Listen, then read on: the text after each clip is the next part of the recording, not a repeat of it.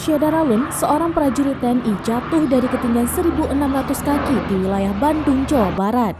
Diduga prajurit tersebut gagal mengembangkan parasut saat menjalani latihan. Akibat insiden ini, korban mengalami patah tulang. Dalam video yang beredar, satu persatu prajurit melompat dari pesawat. Parasut yang melekat pada tubuh mereka pun mengembang hingga membuat mereka melayang di udara.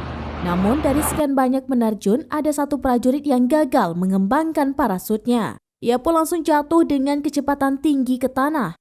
Dikutip dari kompas.com, korban merupakan prajurit Komando Pasukan Gerak Cepat atau Kopasgat berinisial SKS.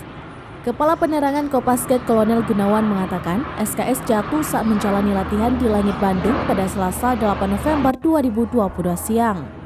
Menurut Gunawan, penyebab jatuhnya prajurit tersebut karena beberapa tali pada parasut terputus, sehingga korban jatuh dari ketinggian 1.600 kaki atau sekitar 500 meter. Akibat insiden ini, SKS mengalami patah tulang pada bagian pinggang. Korban juga masih menjalani perawatan di Rumah Sakit TNI Angkatan Udara Salamun, Bandung.